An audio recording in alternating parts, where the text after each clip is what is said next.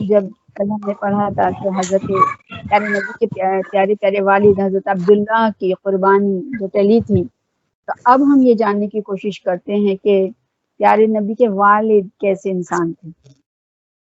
حضرت عبد المطلب کے 10 بیٹے تھے، ان 10 بیٹوں میں کیسے ماحول میں سب لوگ جی رہے تھے۔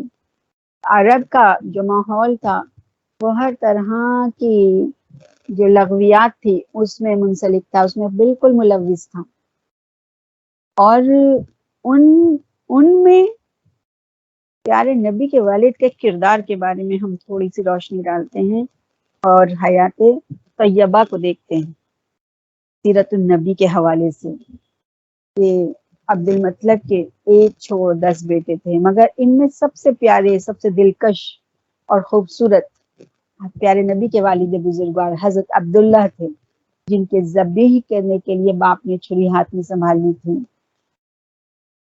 اور چہرہ کے اعتبار سے ابو لہب کا چہرہ بھی سرخ تھا۔ ابو لہب بھی بھائی تھے نا، حضرت پیارے نبی کے چچا تھا نا، اور سگا چچا تھا۔ اور خوبصورتی میں ابو لہب کا چہرہ ایک دم سرخ اور سفید، اور سرخی بہت زیادہ تھی۔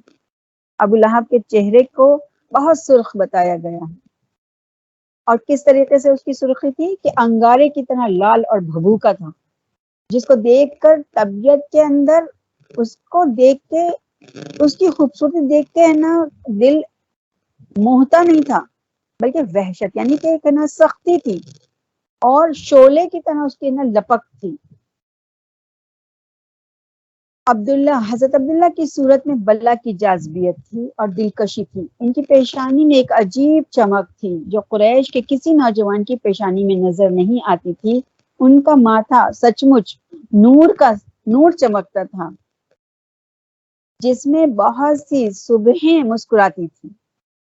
یہ اس لیے تھا کہ پیارے نبی کا نور حضرت عبداللہ کی پیشانی میں اللہ تعالیٰ نے اتارا تھا۔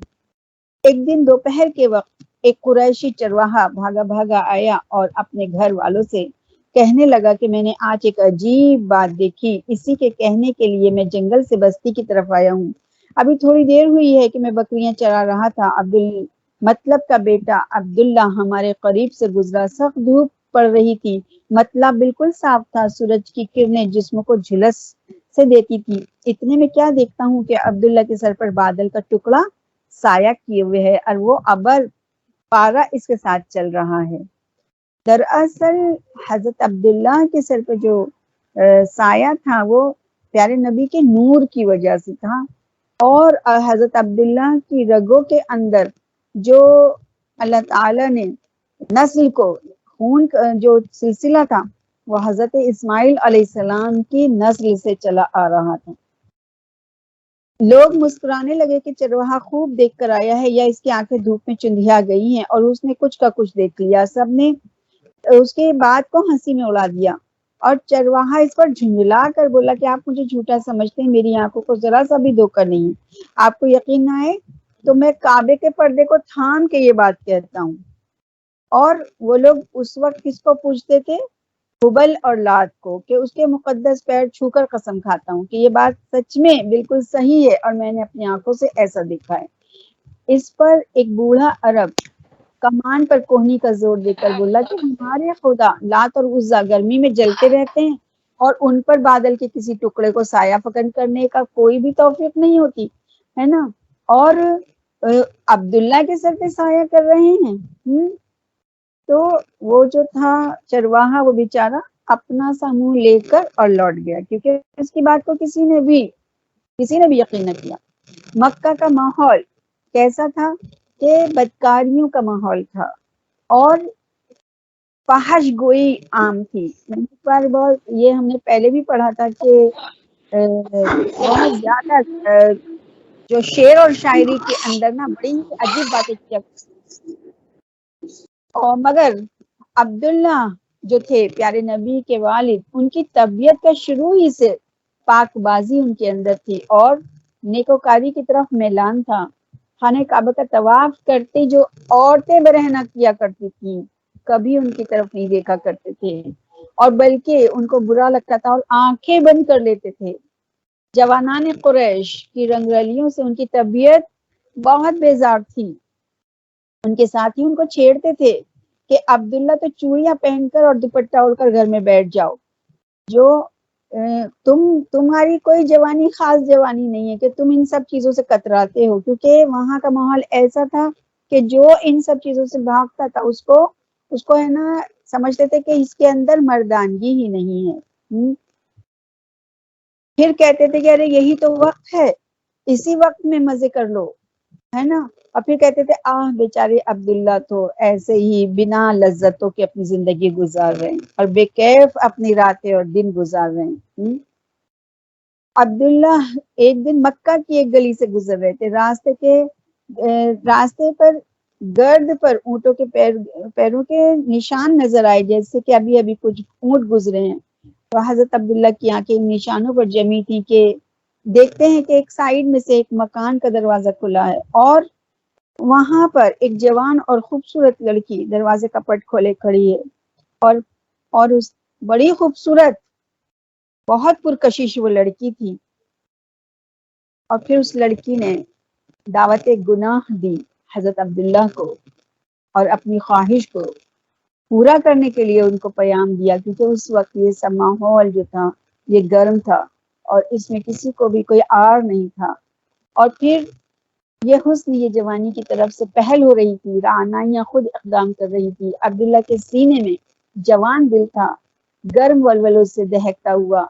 तो नफ्स ने उभारना चाहा, नफ्स ने, क्योंकि नफ्स जो है ऐसे माहौल के अंदर जब कोई रोक टोक भी नहीं, कोई गुनाह सवाब का कोई दिमाग में कुछ असरात भी नहीं, कोई ऐसी बात भी नहीं कि इससे गुनाह होगा या सवाब होगा, क्योंकि इस वक्त ये बातें सब कोई बात मायने नहीं रखती थी।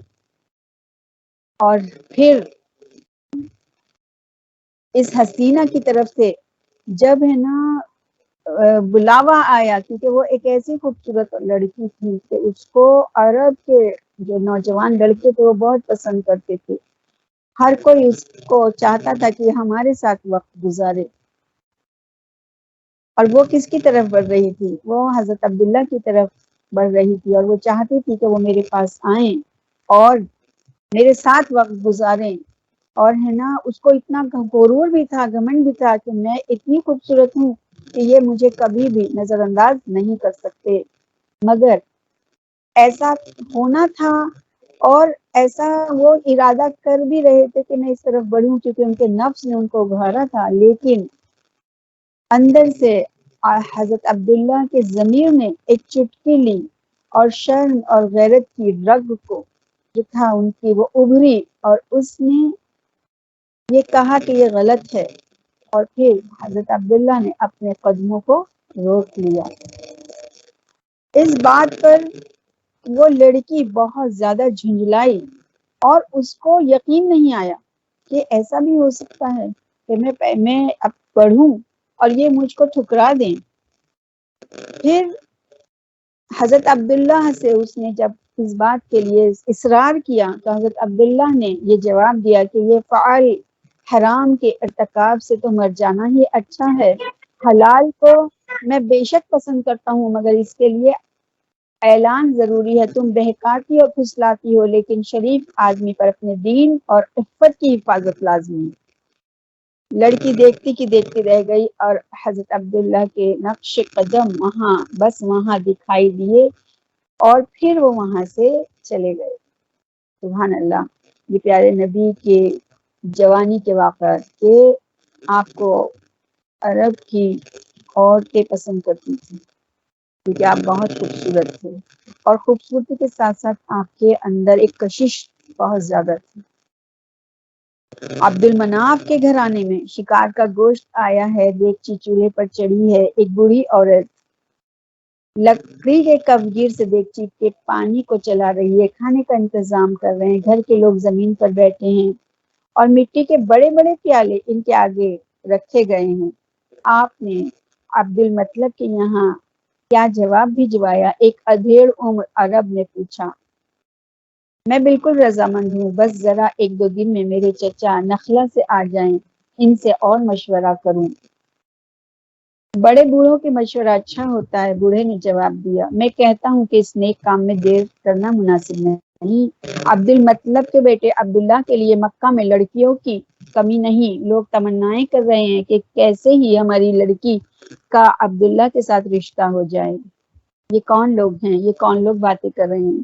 یہ حضرت آمینہ کے گھر والے آپس میں باتیں کر رہے ہیں، کیونکہ حضرت عبداللہ نے اپنے آپ کو روکا، ان کو ایک بہترین اللہ تعالیٰ نے زوجہ کا انتظام فرما رہا ہے۔ اس کا گھرانہ قریش کا سب سے محترم گھرانہ ہے، اس کے باپ عبد المطلب سید القریش ہیں، اور ان کا یہ شرف کیا کم ہے کہ چاہے زمزم جسے عمرو بن حرس جرہمی نے بند کرا دیا اور کسی کو یاد بھی نہ رہا کہ یہاں اس نام کا کوئی کنواں بھی تھا، عبد المطلب نے اپنے بیٹے حارث کو لے کر اس کو کھود نکالا اور ابن جلدی کرو، آمنہ کی تقدیر کے ستارے کو جلد چمکنے دو۔ بات طے ہو گئی، عبد المطلب کے یہاں جواب بھجوا دیا گیا کہ ہمیں یہ رشتہ منظور ہے۔ دونوں طرف خوشی ہونے لگی۔ عبداللہ باپ کے چہیتے اور ذبیح بیٹے تھے جس کی شرافت اور نیکوکاری کی قریش قسم کھاتے تھے، اور حضرت بی بی آمینہ اپنے گھرانے کی چشم و چراغ تھی، عفت حیا کا مجسمہ، پاکیزگی کا پیکر۔ عرب کی عورتیں میلوں میں بے باکی کے ساتھ شریک ہوتی، قریش کی بزم ناو نوش کو گرماتی، مگر آمینہ کی جبلت ان سب سے جدا اور منفرد تھی۔ وہ اپنے عزیزوں سے بات کرتے ہوئے بھی شرماتی، سر سے دوپٹہ ڈھلکنے نہ پاتا۔ قریش کی عورتیں کہا کرتی تھی کہ آمنہ تو سچ مچ گڑیا ہے، بے زبان، سنجیدہ اور متین، دوسری لڑکیوں کی طرح شوخیاں اسے نہیں آتی۔ آمینہ کے گھر والے اس سے محبت ہی نہیں بلکہ ان کا احترام کیا کرتے تھے۔ عبد المطلب اپنے ساتھ رؤوسائے قریش کو لے کر عبداللہ کے سسرال پہنچے۔ لڑکی والوں نے بارات کا استقبال کیا، لمبے لمبے کرتے، کمر سے بٹی ہوئی رسیاں اور ہاتھوں میں چھوٹی چھوٹی تلواریں۔ کسی شخص کے کاندھے پر یمنی چادر بھی پڑی تھی، اور کسی کے کرتے کے گریبان پر شاہی کلابتوں کے پھول بھی بنے ہوئے تھے۔ بیٹی والے کے گھر میں اس وقت گانے بجانے کا بہت زور شور تھا، تو گانا بجانا ہو رہا تھا، اور قریش کی چھوٹی چھوٹی لڑکیاں دف پر گیت گا رہی تھی۔ ان گیتوں میں کعبے کی عظمت اور قریش کی نسبی فخر اور ابو قبیس کی تعریف اور اونٹوں کی رفاقت کا ذکر تھا، اور کسی کے شعر میں قریش کی نبرد آزمائی کو بھی سراہا گیا کہ قریش کی تلواروں کے جوہر لہو چاٹ کر چمکتے ہیں۔ اس وقت جو گانے ہوا کرتے تھے تو جو بچیاں گانے گایا کرتی تھیں وہ بزرگوں کی تعریف کیا کرتی تھیں، اور اسی طریقے کا ماحول اس وقت وہاں بنا ہوا تھا، اور لڑکیوں کے نغمے جو تھے وہ چال ہو رہے تھے۔ عرب جھومے جا رہے تھے، اور ان زمزموں کی بدولت خوشی اور دوبالا ہو گئی تھی۔ نغمہ مسرت کی تخلیق کرتا ہے اور اس کے زیر و بم سے خوشی پھوٹتی ہے۔ عرب کے قدیم طریقے پر نکاح کی رسم ادا ہوئی، اور انتہائی سادگی کے ساتھ اعلان ہوا کہ عبداللہ ابن عبد المطلب اور آمنہ بنت وہب ایک دوسرے کے نکاح میں آ گئے۔ سبحان اللہ، پیارے نبی کے والدین کی یہ نکاح کی تقریب تھی۔ عبد المطلب کو لوگوں نے مبارکباد دی۔ سید القریش نے اظہار شکر کے لیے آسمان کی طرف دیکھا، دو تقدیروں کے ستارے مل گئے اور دو زندگیاں ایک دوسرے کی شریک بن گئیں۔ حضرت آمینہ رخصت ہو کر سسرال آئیں، اور خوب بہترین طریقے سے ان کا استقبال کیا گیا اور ان کی عزت کی گئی، کیونکہ وہ ایک ایسی بیٹی تھی جو عام بیٹیوں سے ہٹ کر تھی، جو عرب کی عام لڑکی عام ماحول سے ہٹ کر تھی، اور دلہا دلہن کا ایسا خوش نصیب جوڑا کہ آج تک دیکھنے میں نہ آیا۔ عبداللہ آفتاب تھے تو آمینہ ماہتاب تھی، دونوں نیک، شرمیلے، شرافت اور غیرت کے نمونے، ایک دوسرے کا جواب، اسے چھپاؤ اور اسے نکالو۔ عبد المطلب نے عزیزوں، رشتہ داروں اور دوستوں کو کھانا کھلایا، بڑے بڑے دیگچوں میں شوربے پکے اور رشتہ داروں اور دوستوں کو کھانا کھلایا گیا۔ وہاں کی خاص کھانا جو سرید کہلاتا ہے، بڑے بڑے طبقوں میں سرید نکالا گیا اور کئی عرب ایک طباق کو لے کر بیٹھ گئے اور ان کے آپس میں ہنسی مذاق شروع ہوئے۔ عبد المطلب نے عبداللہ اور دوسرے بیٹوں کو ساتھ لے کر کعبے کے طواف کیے اور طواف شکرانہ ادا کیا۔ اس میں محبت، عقیدت اور دلی جوش بھی شریک تھا۔ کعبے کی منڈیروں پر کبوتر بھی خوبصورت رقص میں تھے، گویا طواف کرنے والوں کا ساتھ دے رہے ہیں، زبان حال سے کہہ رہے ہیں کہ ہمیں بھی اس خوشی میں ہم برابر کی شریک ہیں۔ سبحان اللہ۔ یہ تھا پیارے نبی کے والدین کے نکاح کی تقریب۔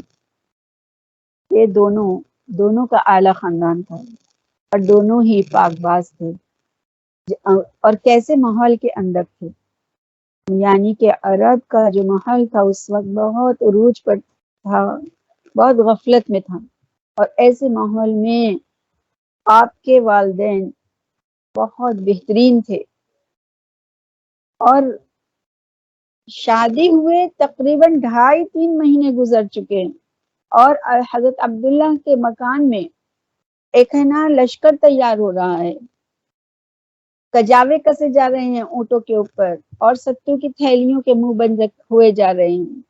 اور یہ کیوں ہو رہے ہیں؟ کیونکہ ابھی عبداللہ جنہیں دولہا بنے چند دن ہی ہوئے ہیں، شام کی طرف تجارت کے لیے ان کی جانے کی تیاری ہو رہی ہے۔ اور پھر وہاں کا یہ قاعدہ تھا عرب کا کہ جب کوئی تجارتی قافلے کے لیے جاتا تھا تو پورے رشتہ دار اس کو الوداع کہنے کے لیے جمع ہوتے تھے، اور یہ وہ سفر تھا حضرت عبداللہ کا جو بہت زیادہ جنگلوں اور پرہول بیابانوں اور دشوار گزار راستوں سے طے ہو کر جانے والا تھا۔ یا ابن مطلب مدینہ سے 6 منزل جا کر جو نخلستان آتا ہے وہ خطرناک ہے، وہاں قافلے لٹ جایا کرتے ہیں۔ سنا ہے کہ قبیلہ غفار کے لٹیروں نے ادھر قیامت مچا رکھی ہے، ہوشیاری کے ساتھ جانا۔ عبداللہ نے اس کا جواب اپنی تلوار اٹھا کر دیکھ کر دیا کہ یہی تلوار میری ان کو جواب دے گی۔ اس کا مطلب ہے کہ وہ بہادر بھی بہت تھے، حضرت عبداللہ بہادر بھی بہت تھے۔ ہاشمی گھرانے کے لوگ دلیری اور شجاعت میں اپنی نظیر نہیں رکھتے، خطرے ان کو ڈرا نہیں سکتے۔ ان کی تلواروں نے بڑے بڑے خطرناک موقعوں پر خانہ کعبہ کی نگرانی کی ہے۔ عبد المطلب نے عبداللہ کی پیشانی کو چوما، عبداللہ کا سر نیاز سے جھک گیا اور بیٹے کی کامیاب واپسی کے لیے دعا کی۔ اس کا مطلب کہ وہ فرما بردار بھی تھے۔ حضرت عبداللہ اپنے باپ کے فرما بردار بیٹے بھی تھے۔ ہونٹوں کے ساتھ سفید داڑھی بھی ہلنے لگی۔ حضرت عباس نے نکیل پکڑی اور حمزہ نے کجاوے پر بیٹھتے ہوئے محبت کے ساتھ بھائی کا ہاتھ تھاما، اور حضرت آمنہ چپ چاپ بت کی طرح ایک طرف کو کھڑی ہوئی اس منظر کو دیکھ رہی تھی۔ شوہر نہیں، ان کی تو دنیا جا رہی تھی سنسان جنگلوں کی طرف، جہاں کوسوں تک آبادی کا نام و نشان نہیں ملتا تھا۔ وہ اپنا غم کس سے کہتی اور کس کو سناتی، کہتے ہوئے بھی شرماتی، نئی شادی اور ویسے بھی وہ شرمیلی تھی۔ ان کا بس چلتا تو کجاوے اتروا دیتی اور اپنے خاوند کو روک لیتی۔ یہ تصور کر سکتے ہیں ہم کہ کوئی نئی نویلی دلہن، ان کے شوہر اگر جائیں تو دلہن کا کیا حال ہوتا ہوگا۔ یہی حال 3 ماہ کی دلہن کا ہوا جو پیارے نبی کی والدہ محترمہ ہیں، اور باپ جا رہے ہیں قافلہ لے کر اور کمانے کے لیے تجارتی قافلے کی طرف، ہے نا۔ تو اس وقت حضرت آمینہ کے دل کی کیفیت کا اندازہ ہم صرف سوچ سکتے ہیں، اور کیسی کیفیت ہوگی وہ۔ آمینہ کا دماغ تسلی دے رہا تھا، ڈھارس بندھا رہا تھا کہ اتنی ملول کیوں ہوتی ہے، تیرا شوہر تجارتی کاروبار کے لیے شام جا رہا ہے، جنگ پر نہیں جا رہا، خیر خوبی کے ساتھ واپس آ جائے گا۔ قریش آئے دن یمن، شام، نجدہ اور مصر جاتے ہی رہتے ہیں۔ قریش کی تو زندگی گھوڑوں کی پیٹھوں پر اور اونٹوں کے کوہانوں پر گزرتی ہے۔ 5-6 مہینے کی ہی تو بات ہے، پلک جھپکتے گزر جائیں گے یہ دن۔ وہ اپنے آپ کو تسلیاں دے رہی ہیں اور دے رہی ہوں گی، ہے نا، کہ آ جائیں گے۔ مگر اس کا دل آپ یہاں بیٹھا جا رہا تھا۔ کوئی ان کے کان میں کہہ رہا تھا کہ عبداللہ کو خوب جی بھر کے دیکھ لو، پھر پتہ نہیں دیکھنا نصیب ہو۔ عبداللہ نے بھی در و دیوار پر حسرت کی نگاہ ڈالی، جیسے کوئی ہمیشہ کے لیے رخصت ہو رہا ہو۔ ان کی آنکھوں میں ابدی جدائی جھلک رہی تھی۔ دیکھنے والے محسوس کر رہے تھے قریش کے گھرانوں سے روزانہ لوگ سفر پر جاتے رہتے ہیں، لیکن اس انداز میں تو کوئی رخصت نہیں ہوا کرتا۔ جدائی کا یہ منظر اور مفارقت کا یہ سما ہی عجیب سا ہے۔ رب کعبہ عبداللہ کو عافیت کے ساتھ واپس لائے۔ جس طرح ہم آج اس کی پیٹھ دیکھ رہے ہیں، کل اس کا منہ دیکھیں۔ عبداللہ جب مکہ کی گلیوں سے گزر رہے تھے تو بازار کے موڑ کے پاس کچھ عورتیں آپس میں کھڑی باتیں کر رہی تھیں کہ تم نے دیکھا کہ یہ جو سفر پر روانہ ہو رہے ہیں یہ کون ہیں؟ یہ ان کے باپ کا نام عبد المطلب ہے، یہ سید القریش کے بیٹے ہیں، مقدس کعبہ کے دربان۔ تو دوسری نے کہا کہ ارے نادان، ان کے دادا کا اصلی نام عامر ہے اور ان کا لقب شیبہ ہے نا۔ یعنی وہ آپس میں ان کی باتیں کر رہے ہیں، کیونکہ ہے نا چھوٹی سی بستی تھی، کعبہ بہت بڑا نہیں تھا اور سب ایک دوسرے سے ملے جلے رہتے تھے۔ یہ آج بھی ہم اگر بستیوں میں جا کر دیکھیں تو ہم کو یہ بات ملتی ہے کہ اگر وہاں ایک چھوٹا سا بھی کوئی کام ہوتا ہے تو سب کو خبر ہو جاتی ہے۔ یہی حال اس وقت کعبہ کا تھا کہ جب وہاں یہ قافلہ جا رہا تھا تو آپس میں ان کے بارے میں باتیں ہو رہی تھی، ہے نا۔ تو زبان نے ایک دوسرے سے کہہ رہی تھی کہ ہاں، تو میں یہ کہہ رہی تھی کہ شادی ہونے سے پہلے عبداللہ کی پیشانی میں جو نور نظر آتا تھا اب وہ دکھائی نہیں دیتا، پیشانی میں بس اس کی تجلی کی جھلکیاں ہی دکھائی دیتی ہیں، جیسے کہ سورج چھپنے کے بعد اور اس کی جو چوٹیوں کرنوں کا مزمل سے دھارے چھوڑ جاتا ہے وہی رہ جاتا ہے۔ تمہاری بات کی میری نگاہیں تصدیق کرتی ہیں، یعنی دوسری عورت کہتی ہے کہ ہاں ایسا ہی ہے۔ عبداللہ کے کان بھی یہ بات سن رہے ہیں اور پھر انہوں نے اپنے قافلے کو جو ہے ہانکنا شروع کیا اور اپنے قافلے کو آگے بڑھا لے گئے۔ تو حضرت آمینہ اپنے گھر کی چھت پر چڑھتی ہیں اور اس وقت تک حضرت عبداللہ کے اونٹوں کی قطار دیکھتی رہتی ہیں جب تک کہ کھجوروں کے جھنڈ یہ قافلے چھپا نہیں دیتے۔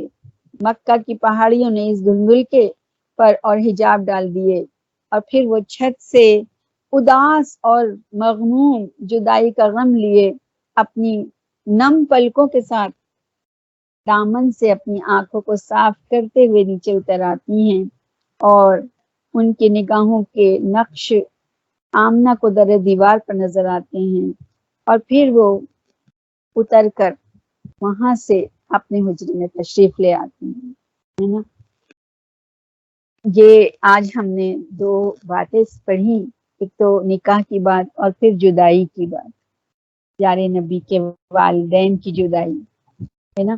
اللہ تعالیٰ کیونکہ کام تو اللہ رب العالمین لے چکا تھا، جس مقصد کے لیے حضرت عبداللہ کو پیدا کیا تھا، ان کی پیشانی میں جو نور ڈالا تھا اور حضرت آمنہ سے جب نکاح فرمایا تو مقصد تھا نبی پاک کی بعثت کا، اور وہ بعثت کا مقصد رب تعالیٰ نے پورا فرما دیا تھا۔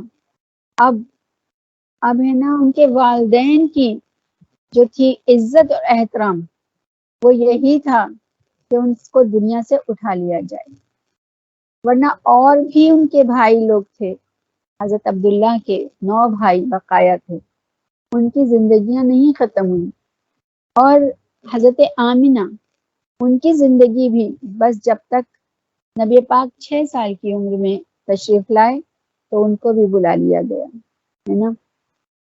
اللہ تعالیٰ نے پیارے نبی کو بڑے ہی حکیمانہ طریقے سے، بڑے ہی بیش قیمت انداز سے دنیا میں مبعوث فرمایا، ہم لوگوں کے لیے، ہم لوگوں کو اس پیارے پیارے نبی کی امت میں داخل کرنے کے لیے، ہے نا۔ حضور پاک صلی اللہ علیہ وسلم کا ذکر، آپ صلی اللہ علیہ وسلم کی شان میں ہم جب مدحت بیان کرنے کا جو یہ مقصد ہے، یہ بھی ہے کہ پیارے نبی صلی اللہ علیہ وسلم کی محبت ہم اپنی نئی نسل تک پہنچائیں، جیسے کہ آج ہمارے دلوں کے اندر ہے۔ ہم بھی پیارے نبی کی مدحت کو بیان کر رہے ہیں، ہم بھی آپ کا ذکر کر رہے ہیں، ہم بھی آپ کے بارے میں جان رہے ہیں، جاننے کی کوشش کر رہے ہیں، ہے نا؟ تو یہی بات کو ہم کو اپنی آنے والی نسل کے اندر داخل کرنا، منتقل کرنا چاہیے، ہے نا؟ کہ جب ہم اپنے گھروں میں نبی پاک صلی اللہ علیہ وسلم کے ذکر کریں گے تو ہماری نئی نسل کو معلوم ہوگا کہ نبی پاک صلی اللہ علیہ وسلم سے محبت کرنی چاہیے۔ ورنہ باطل تو چاہتا یہ ہے کہ اپنے نبی صلی اللہ علیہ وسلم سے یہ لوگ دور ہو جائیں۔ آج بھی شیطان کی چالوں میں یہ چال بہت بڑی ہے کہ ان کو درود پاک سے دور کیا جائے، ان کو نبی کی محبت سے دور کر دیا جائے۔ وہ ہمارے سینوں کے اندر سے، ہماری اولادوں کے سینوں کے اندر سے، ہماری آنے والی نسل جو چھوٹی نسلیں ہیں ان کے اندر سے نبی پاک کی محبت کو نکالنا چاہتا ہے، اور اس کے لیے ایک بہترین طریقہ ان لوگوں نے یہ موبائل فون دے دیے جو ہر ایک کے ہاتھ میں ہیں، اور کس طریقے سے ہیں کہ کیا کیا دیکھتے ہیں بچے، اور پھر سکھانے کی کوئی ضرورت نہیں ہے، کچھ بھی سکھانے کی ضرورت نہیں ہے۔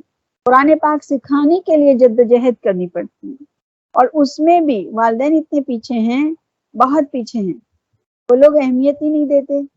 تو اسی لیے نہیں دیتے کہ دلوں کے اندر نبی پاک کی محبت نکال دی جا رہی ہے نا؟ تو ہمارے والدین نے ہی تو ہمیں بتایا کہ تم نبی پاک کی امتی ہو، اور ہمارے سینوں کے اندر جو یہ محبتیں ڈالی ہیں یہ ہمارے پیدا ہوتے، جب ہم تھوڑے سمجھدار ہوئے، پیدا ہوتے ہی کانوں میں اذان دے دی گئی ہے نا کہ تم نبی کے غلام ہو، تم نبی کے امتی ہو اور اللہ کے بندے ہو۔ اور پھر جب ہم تھوڑے بڑے ہوئے تو ہمیں کس سے پتہ لگا؟ ہمارے والدین سے، کہ تم حضرت محمد مصطفیٰ صلی اللہ علیہ وسلم ہمارے نبی ہیں، آقا ہیں، آخری نبی ہیں، اور ہم کو ان کے بتائے ہوئے راستے پہ چلنا ہے۔ اور جب ہم قرآن اور حدیث پڑھتے ہیں تو ہم یہ جانتے ہیں کہ ہم کو اپنے نبی صلی اللہ علیہ وسلم سے کتنی محبت کرنی چاہیے۔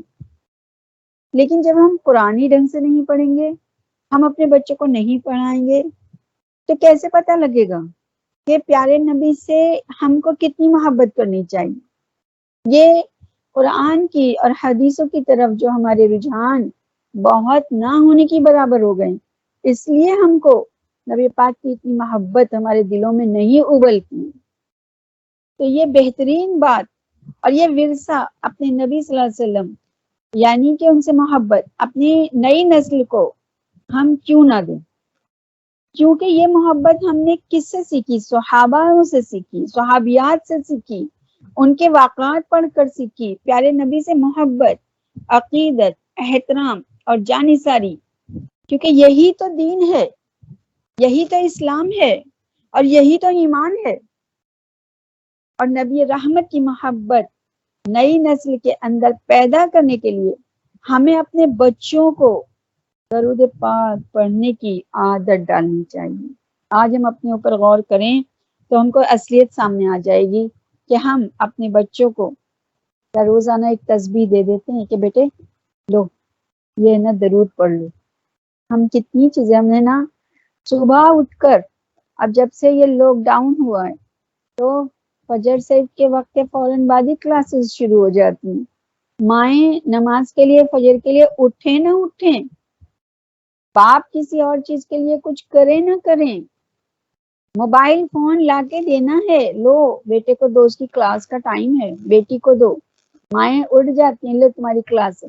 اور جو چھوٹے بچے ہوتے ہیں ان کی کلاس اٹینڈ کرنے کے لیے اپنی مائیں اپنی پوری نیند کو قربان کر کے ان کے ساتھ اتنے ہی گھنٹے بیٹھی ہیں، 3 گھنٹے 4 گھنٹے تک بیٹھے ہوئے دیکھا ہے میں نے، اور وہ برابر ان کو کام کرا رہے ہیں کہ نہیں تمہاری کلاس چھوٹ جائے، تمہاری کلاس میں تمہارا ہوم ورک پیچھے ہو جائے گا۔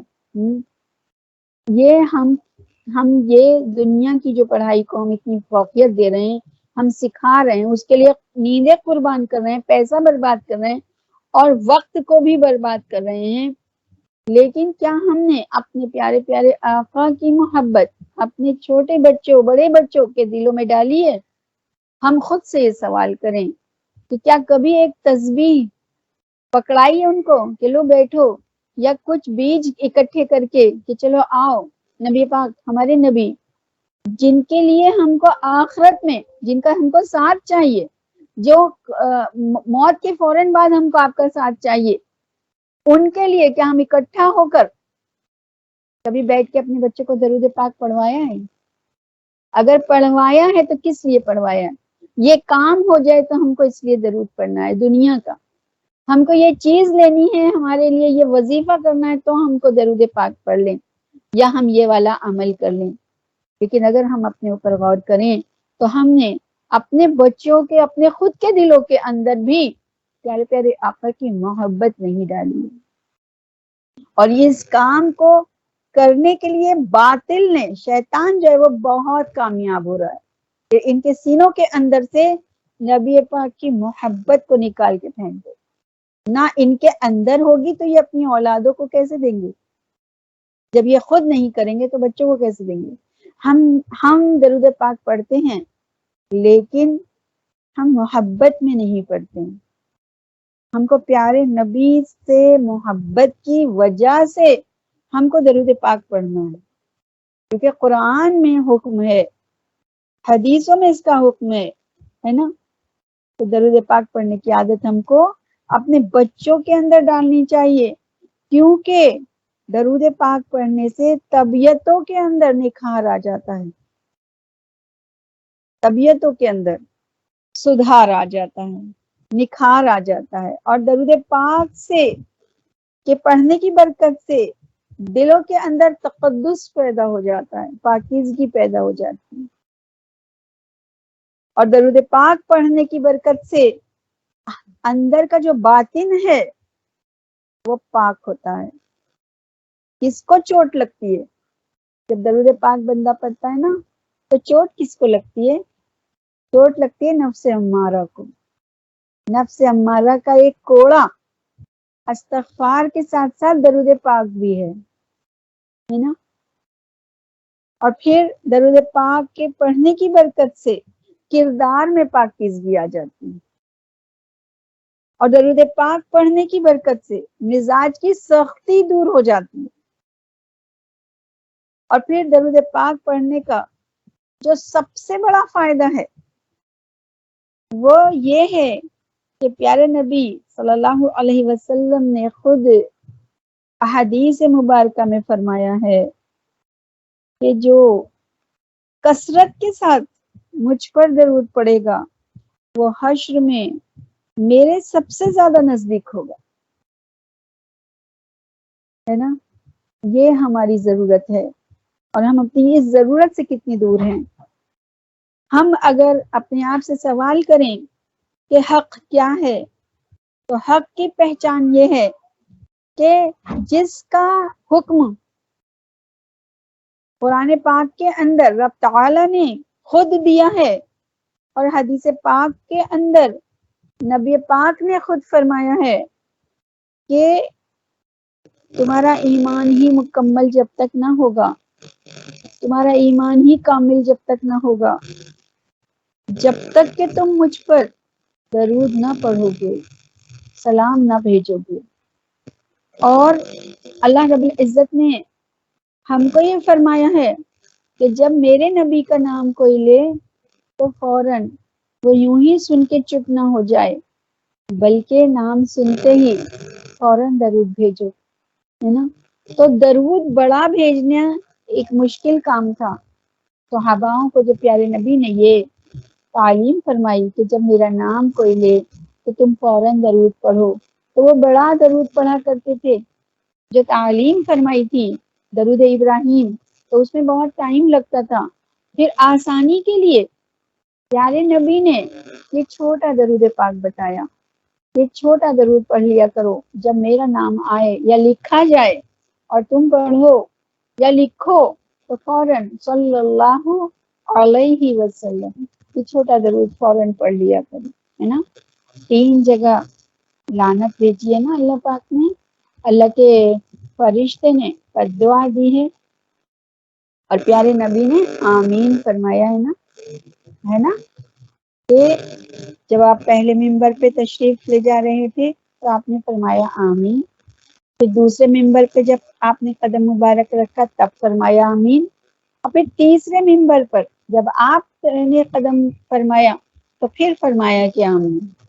सहाबाओं ने पूछा कि या रसूल अल्लाह आपने 3 मरतबा आमीन किस लिए फरमाया है? तो मेरे आका करीम ने फरमाया कि जब मैं पहले मिंबर पर कदम रख रहा था तो जिब्राईल मेरे पास आए और उन्होंने कहा कि हलाक हो जाए वो शख्स जिसको वालिदैन में से कोई एक भी मिल जाए बुढ़ापे के वक्त में, उम्र में, और वो उसकी खिदमत करके अपने आप को जहन्नम से आज़ाद न कर ले तो वो हलाक हो जाए। तो मैंने उस पे आमीन कहा। और फिर दूसरे जब मैं मिंबर पे कदम रख रहा था तो जिब्राईल ने बद्दुआ दी कि हलाक हो जाए वो शख्स जो रमजानुल मुबारक में जिंदा हो और रोजे ना रखे। तो मैंने उस पे आमीन कहा। और फिर तीसरे मिंबर पर जब मैंने कदम रखा तो जिब्राईल ने बद्दुआ दी कि हलाक हो जाए वो शख्स जिसके सामने नबी पाक हजरत मोहम्मद मुस्तफ़ा सल्लल्लाहु अलैहि वसल्लम का नाम आए और सुनने वाला दरूद ना भेजे तो वो भी हलाक हो जाए। और फिर मैंने कहा आमीन, है ना। क्या ये कोई मामूली बातें हैं, नजरअंदाज करने वाली बातें हैं? ये वो बातें हैं जो हमारा ईमान है, ये वो बातें हैं जो हमको मौत का को गले लगाते ही हमको इन सब के बारे में पता लग जाएगा और इनके ना करने का जो वबाल होगा वो भुगतना पड़ेगा, वो सजाएं झेलनी पड़ेंगी, है ना। तो तमाम ईमान का निचोड़ जो है वो ये है कि नबी पाक हजरत मोहम्मद मुस्तफ़ा सल्लल्लाहु अलैहि वसल्लम से मोहब्बत, आपकी ज़ात पाक पर दरूद पाक, है ना। वो काम क्यों ना किया जाए जो रब ताला करता है। हक ताला ये काम फरमा रहा है और वो काम हम ना करें। बाकी कोई और काम रब ताला करता नहीं है, हुक्म देता है, वो ऑर्डर करता है। और अल्लाह ताला का वो काम अल्लाह खुद फरमा रहा है, हमको भी करने का है ना। और फिर उसमें हमारी निजात है ना। जैसे ही जुबान से दरूद पाक निकलता है तो सीधे हाथ की तरफ वाले जो लिखने वाले फरिश्ते हैं वो फौरन 10 नेकियां लिख देते हैं, और उल्टे हाथ की तरफ बुराइयों को लिखने वाले फरिश्ते जुबान से निकलते ही 10 बुराइयों को, गुनाहों को मिटा देते हैं। उनको ये ऑर्डर मिला हुआ है अल्लाह रब्बुल इज्जत की तरफ से, और रब ताला 10 दर्जात बुलंद फरमा देता है। ये है वो काम, ये है वो दरूद पाक, ये है वो दुआ जो आका करीम से मोहब्बत पैदा करती है, और ज़बान से निकलते ही उसके तमाम काम जो है वो शुरू हो जाते हैं। और दुआ तो या तो फौरन कबूल होती है, या फिर कुछ वक्त लग जाता है, या किसी चीज के बदले में कुछ और मिल जाती है, या बलाएं दूर हो जाती हैं, या आखिरत के लिए उठा के रख दी जाती हैं। लेकिन दरूद पाक पढ़ना तो जुबान से निकलते ही अपना काम शुरू कर देता है। और सलाम, सिर्फ दरूद का ही हुक्म नहीं दिया है ना, दरूद ये दुआ है, सलाम सलाम है, सलात एक अलग चीज है। हमको ये सब बातें समझनी ही चाहिए, है ना। हमको ये बहुत जरूरी है। और नमाज के अंदर भी सलात सलाम का जिक्र करके अल्लाह रब्बुल आलमीन ने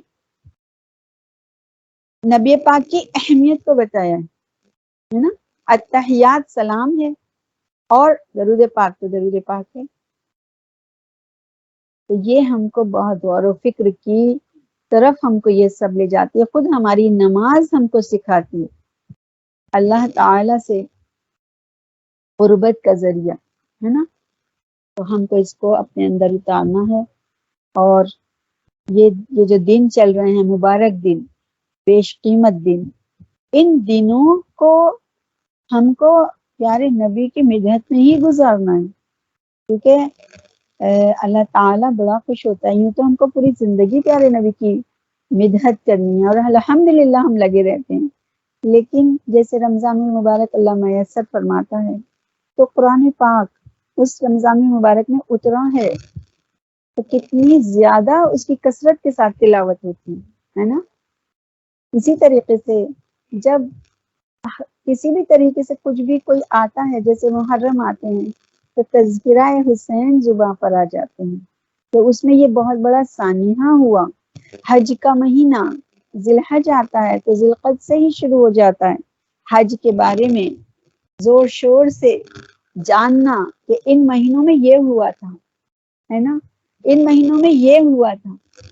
تمام حضرت ابراہیم علیہ السلام کے واقعات ہم از سر نو جاننے کی کوشش کرتے ہیں، سمجھنے کی کوشش کرتے ہیں، حج کے بارے میں جاننے کی کوشش کرتے ہیں کہ حج کیوں ہم پر ہے نا، کیوں ہوئے اور حج کے اراکین ہیں کیا، ہے نا، تو ان کو ہم سب تازہ کرتے ہیں۔